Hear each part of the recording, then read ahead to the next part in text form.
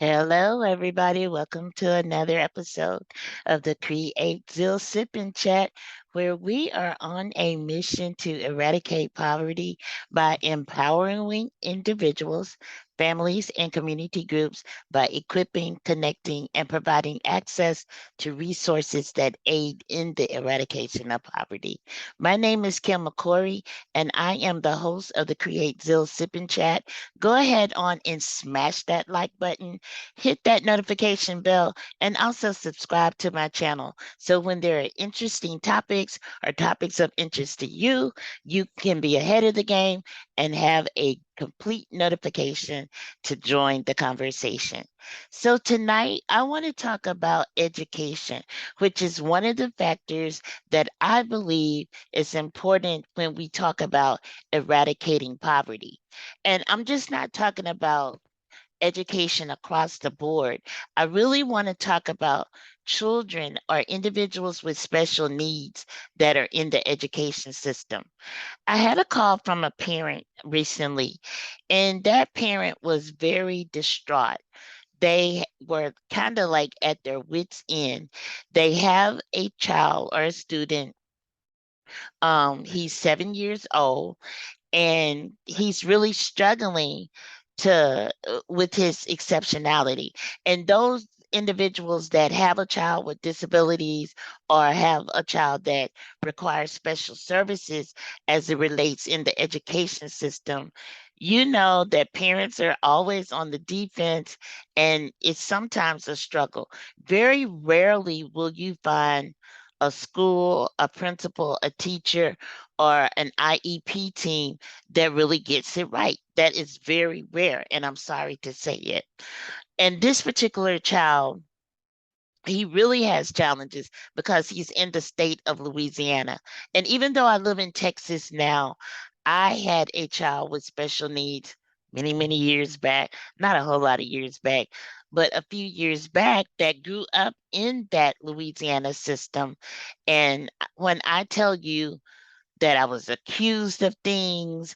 I was, people told me because I was a single parent, that's why my child was special needs. I was even accused of just wanting a check, a social security check, and have him classified. No.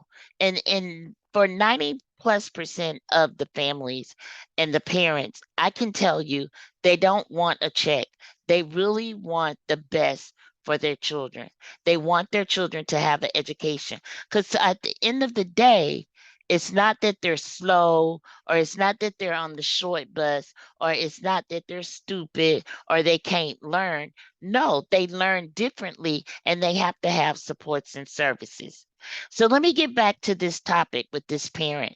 What happened with this parent was she what triggered it is at the beginning of the school year, she asked the principal, could she have a meeting with the principal and the staff to talk about her child? There had been some things over the summer that needed to be updated. So the IHP needed to be updated as well as the IEP. And I know for some of you guys, those initials and acronyms, they may not mean anything. So let me explain. An IHP is an individual health plan. So sometimes children with disabilities, and in her case, her child had autism, and because of the spectrum that he's on, there were certain things put in place the previous year, that there some progress had been made. But with that progress being made, there were also other things that happened over the summer. I don't know if it was like allergies, things, medication change, things that a IEP team not only needed to know, but also the staff, the principal, and the teachers that would be educating him during the day. So the teacher said, I mean, the principal says, no, we don't need to meet. What would we need to do that? She didn't say in so many words, I got too much going on, but in so many words, that's what she said. So she was like, no, I don't think we need to meet. Besides, I don't even think your child has a disability, because just looking at him, he don't look like he have a disability. And she was right. He does not look like he has a disability, but are you a doctor? Are you the one to make the diagnosis? I mean, I didn't know that you have to look disabled. I don't even know what that means. I do know that some individuals have physical disabilities, and it's obvious if they have a wheelchair, or if they have crutches, if they have muscle disease or something like that, they may walk funny. But no, all children that have disabilities, they may not look, quote unquote, like they have a disability. So that was strike number one with the parent and the principal. So they did not get off to a good start. She again wrote a letter. Since she verbally requested and it was denied, she wrote a letter. And with that letter, she not only copied the principal, she copied the teacher, she copied some other individuals that was on staff at the school. And again, the principal intervened. We don't need to have a meeting. First incident, the child is afraid of water. So she had put in his packet and a list of things that trigger him or trigger certain behaviors. Water was one of those things. The teacher got hysterical. I can't do this. I can't teach him. He's acting crazy. Well, one, there was a trigger. If you had had that meeting, you would have known that that was one of the triggers, and that that child's behavior was going to not be so pleasant. So the mother went up to the school, got the child out of school. We can't keep doing this because we're not going to keep getting him out of school because he's being denied. If we keep doing that, he's going to be denied instructional time, and my child needs to learn. Couple of days later, another episode. The child is having behavior problems. The school calls, Mom, you need to come pick the child up. Is my child suspended? The mother asks. No, he's not suspended. Is he expelled? Did he harm someone? Is he harmed? What's going on? No, none of that. We just don't have the staff to handle him. You need to come pick him up. The mother thankfully refused to go pick the child up. And when I say thankfully refused, you have to remember that your child is due a free and appropriate public education. It's called FAPE, FAPE. And if your child hasn't done something, if your child isn't in danger, those guidelines are the fate. And I want you guys to go and look that up. Google it. I go to Google University and Google FAPE, FAPE. Your child deserves a free and appropriate public education, and you need to know all of the rights underneath there. If that child has not been in a fight, if that child, even if children with emotional behavior disorders, if they have if they have a fight, there are still certain things that should be in place to make sure that that child gets the instructional time. Now, I'm not going to say that your child would never get suspended if they have those behavior issues and they hurt someone, or they just willfully be disobedient. But what I'm saying is we really have to watch the amount of time that children are being pulled out of classrooms and they're not, quote unquote, suspended or expelled from school. So the mother stood up for her rights. The mother was accused then of child neglect and abuse. So she says, on what grounds am I being accused of this? And the school said, one, he comes to school disheveled, hair not combed, clothes torn, and he smells and reeks of urine. She knew that wasn't true because she has another child that comes to the same school, and nobody says anything about that child who is in regular education, and they love the child. So why would this particular child be singled out? CPS was called. And yeah, it is the school's staff's duty. If they suspect child abuse or neglect, they are supposed to report it.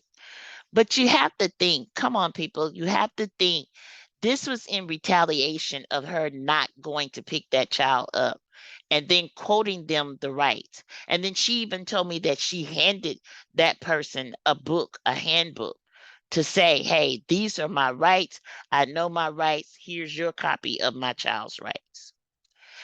So the CPS, they came out, they did an investigation. They didn't find any of those accusations to be founded as true because they were not true.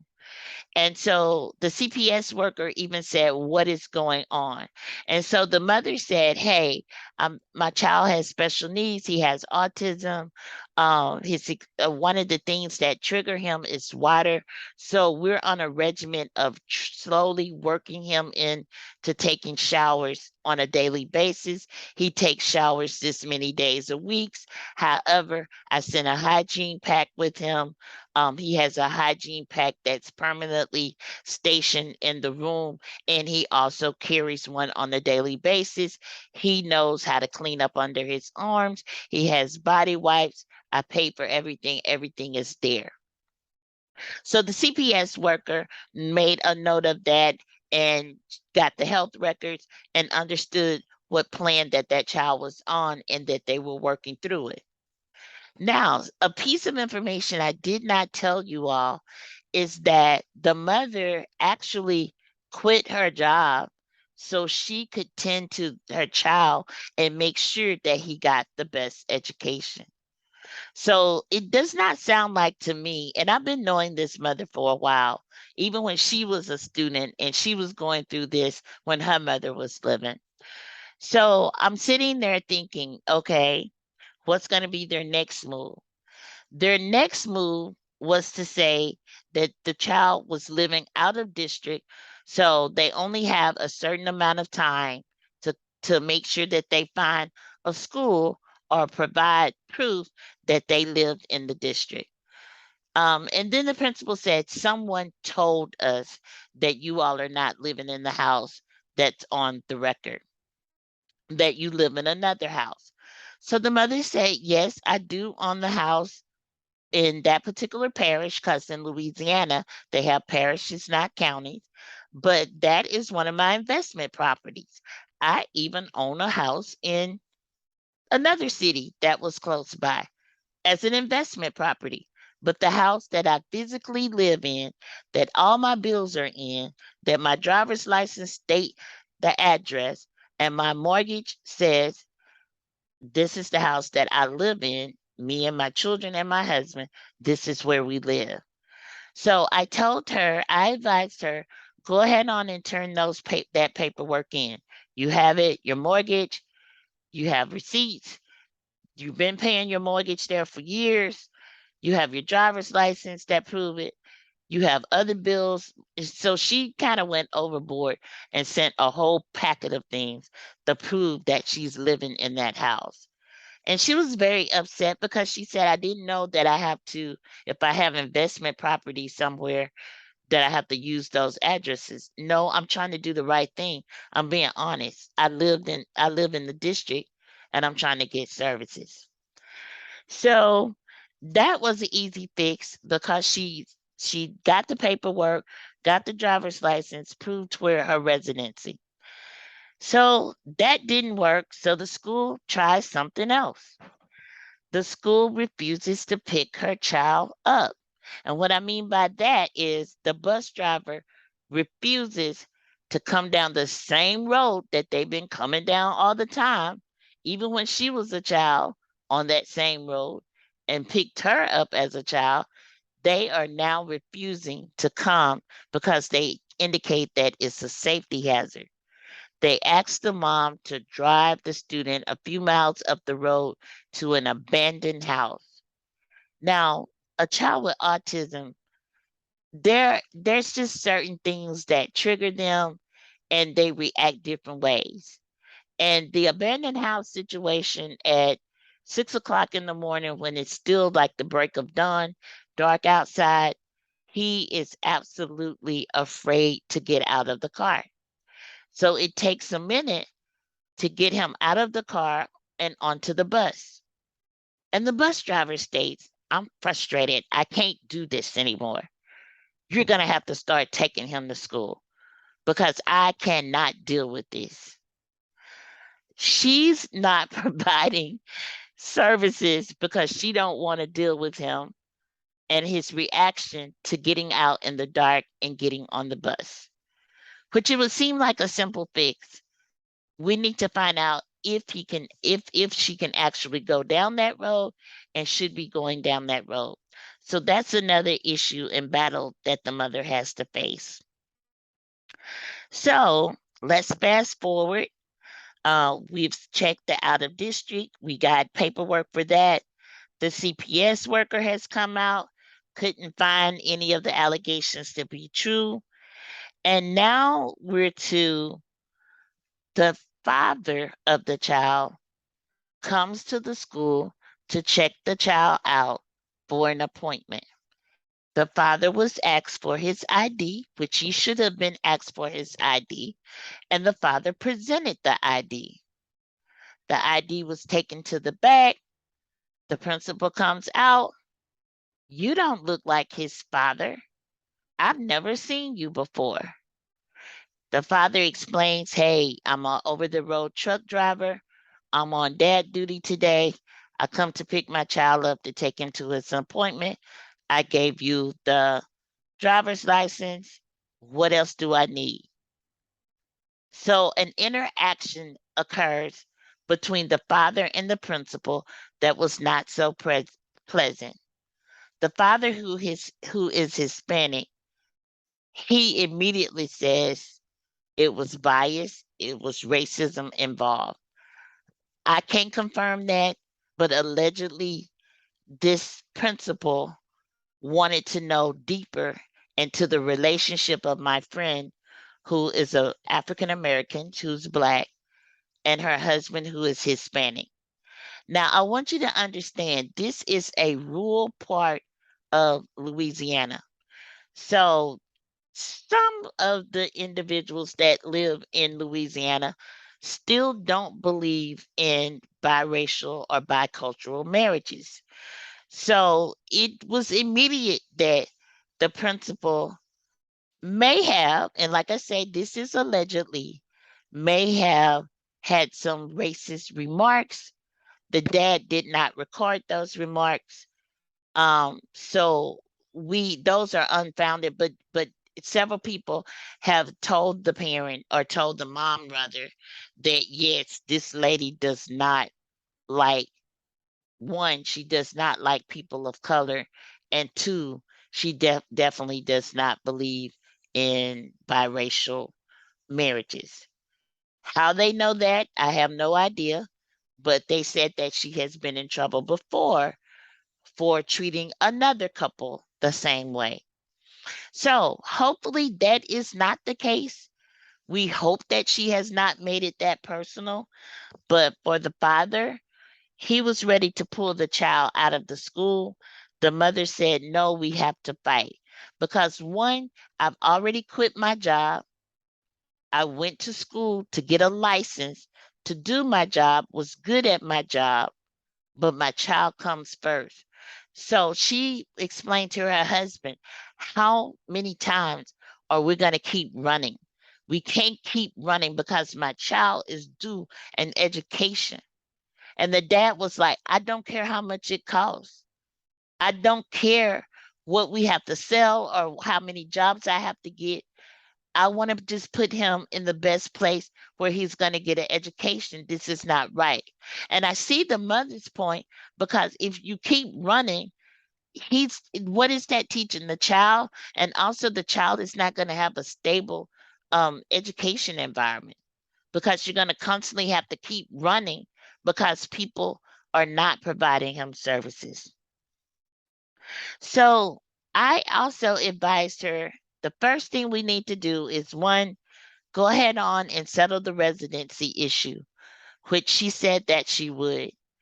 And two, I want you guys to look at this. There is what we call, and I'm going to share this. There is what we call um on the Louisiana Department of Education and probably on other school sites too. But again, this is in Louisiana. There is what we call a dispute resolution. So let's take a look at that. When on the Louisiana Department of Education, it provides everything that a parent of a special needs student should know. And I wanted you guys to look at the website here up at the top. And then I wanted you guys to look at all of the forms that you have to have. And if you click on these forms, it's going to guide you through. But it tells you the process and the steps from start to finish. If you believe that you should file a formal complaint, how the investigation process is going to go. It also talks about mediation hearings, how many days that you guys should come up with a resolution with you and the school district. It just walks you through step by step. But the main thing that I wanted you all to get out of this sip and chat, fight for your children's, even if they have special needs, I want you to fight for them. And the way that you are protected, you're protected under FAPE, which is a free, appropriate public school education. Even if your child has a disability, your child is due FAPE, FAPE. I want you to do some research on it. And I want you to go and educate yourself and arm yourself with the knowledge of what FAPE is, what the IEP process should look like, and that information is here too. I'm pointing to the left side of the screen because no parent should be without their child's IEP. And another thing that I want you to remember is don't let them have an IEP meeting without you. They should not be sticking that IEP inside of an envelope, sending it with a note telling you to sign, and you have not been involved in the process. You know your child or student better than anybody else at that school, and you need to be a part of that meeting. You are a key component of your child's education. And you know that the goals and objectives drive the IEP. So you should be in the process making sure that they set obtainable goals and objectives that are going to come with the end result of success for your child. I don't care if your child just makes 2 milestones. That's progress. He or she made progress. So don't let anyone tell you that it's not possible. That hey, we don't have enough staff. That's not your problem. You have to find somebody and hire somebody that can serve that child and meet the needs of that IEP. Because this mother was also told, we short staffed. We need you to come up to the school and do this. If you want him to have it, you got to come up to the school because we can't hire anybody. We short staffed. The teacher also made a remark. I don't get paid enough to meet all these accommodations. I don't get paid enough, which was the wrong thing to say. So if you're listening to this on YouTube and you are a school administrator, I want you to really educate your staff on certain things they should not be saying because the parent hears something different. You may not have meant it that way, but the parent automatically goes on defense and they hear something different. They hear my child is not worth your time because they are not paying me enough money. So I'm not going to meet any of this extra stuff that your one child needs to have. That's how it comes to the parent. That's what they hear. And that's what I would hear too. When I used to go and advocate for my child because I knew my rights, I knew what I needed to do as a parent. I knew the supports and services that my child needed. I was going to make sure that he got those services, and they were not going to tell me anything different. They were not going to tell me that they were short staffed. You could tell me that, but you still needed to provide those services because that IEP is, unfortunately, is a legal document. That's that child's individual education plan. Now, parents, I also want you to do something. I want you to keep great notes. I want you to make sure that every advocacy class that you can go to, because in the state of Louisiana, they have what they call Families Helping Families, which are the parent centers for children for parents of children with disabilities. It's called Families Helping Families, and they have them in different regions, and they will educate you on how to advocate for services for your child professionally and respectfully. Now, the quickest way to get services is to treat people kindly. So I'm talking to the parents now. So I don't want you to go up to the school cursing teachers out, cursing principals out. We're not going to get anywhere, because the key thing is the child, and making sure that that child has a free, appropriate public education. So that is kind of my talk for tonight, because I do believe, this mother, fortunately, is in a situation that they own, like I say, several properties. They have some additional businesses that she can help her husband out, work from the house.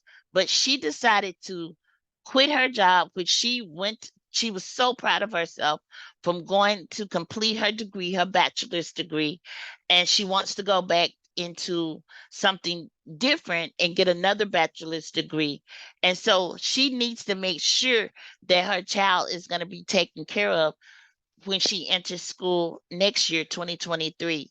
So she needs to make sure all of his supports and services are in place, and that also the teachers have the support and services that they need in the classroom. Your child is very valuable to you. And sometimes people will say things to really hurt you, to hurt your feelings, and to make that child feel I'm just a problem. I'm just a burden on my parents. So you have double time to do. You would not only have the mission and the job of fulfilling what that IEP says, but you have to make sure that your child feels safe and that your child feels valued. So again, I want you to go to this website, the Louisiana Department of Education website. It has a lot of great information on there, how to help your child. And I also want you to visit Families Helping Families. For Northwest Louisiana, where this parent is located, that is Families Helping Families Region 7. And they have in-person training, as well as they have virtual training. They also have a lot of resources in the office, books that you can read, also information as it comes in, as it's updated, that you can be involved in. And also they have different committees around the state that you can attend state level meetings as well as federal level meetings. So I wish you all well. If you all have additional questions for Texas or Louisiana, just let me know. But again, I want you to like this video. I want you to subscribe and also hit that notification bell. You guys be blessed and have an awesome day.